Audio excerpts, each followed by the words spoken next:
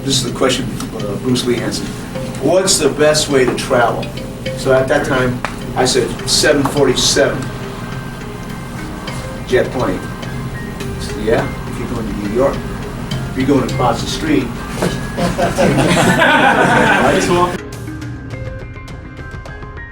It goes past that center line, there are other choices. See, this is Pak Sao. I don't use this one too much, but this is a good thing for beginners to learn a lot. Just like in anything else, there's a lot of, any sport, like football, you get a lot of plays. Most football high school teams get like 56 plays. But when they play, you'll notice that if you chart the plays, they only use the same 12 to 18 plays every single time. They don't use the whole thing, but you practice everything. Like in shoot wrestling, we learn 158 locks on the ground.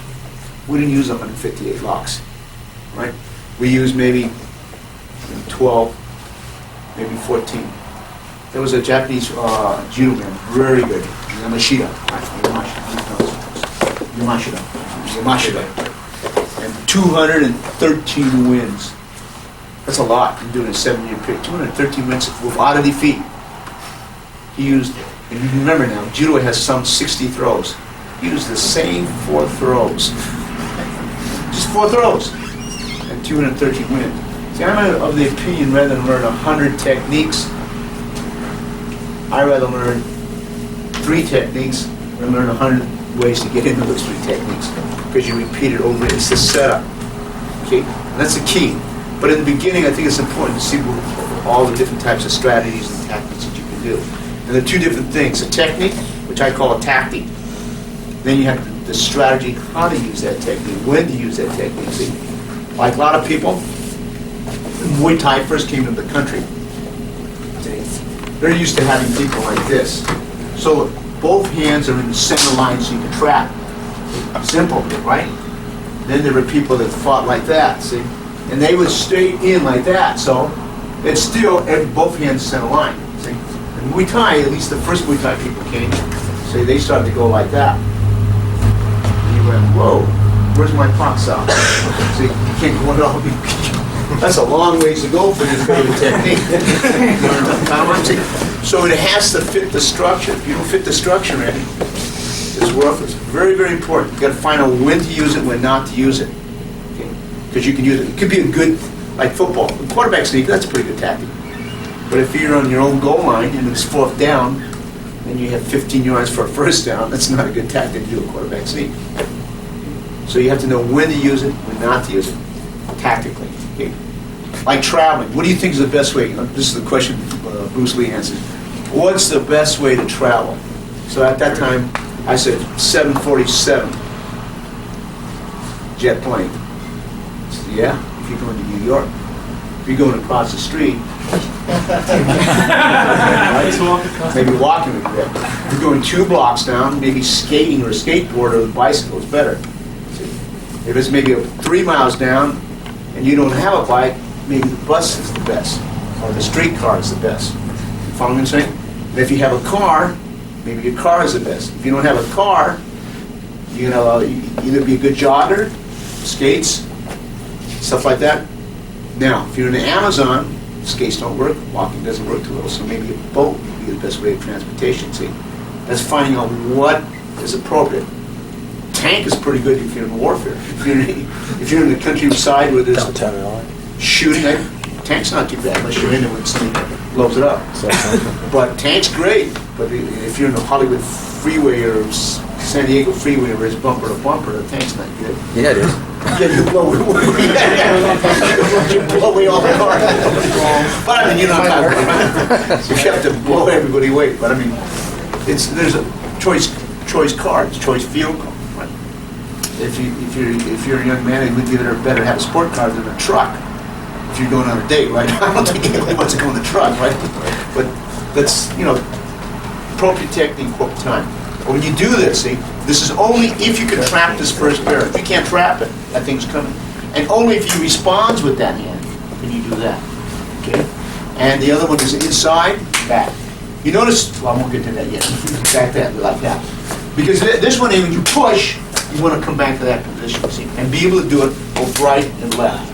Okay, can you get those 2 techniques? Trap the first barrier, Pak Sao, Lap Sao, and Guacho or Sut Sao, Dum Sao, hit. Okay? Trap the first barrier, trap the second barrier. That's your hand position here. Any question? Got it?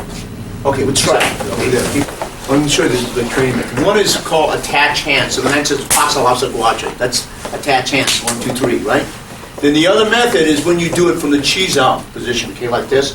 When I roll, top, lock, guar. Okay, that's the other method. The other method you want to learn to do it is from this range here like that. Okay, those are the 3 methods. So one is a reference point method. One is a cheese out method, see like that, when you Pak Sao, Guacho, you get back to that side. And the other one is actually from this range here like that, when you do Pak Sao, Guacho. Okay. So the series I'm going to show you right now is just so you can understand this. So we'll start from the reference point. That way it's easy. When you Pak Sao and you lob Sao and I Guacho here, this could be vertical, this could be diagonal. Okay. So the first hand you're going to trap it. That's number 1. Can you see that? 1, 2, and 3. See my hand for a split second? I trap my own hand.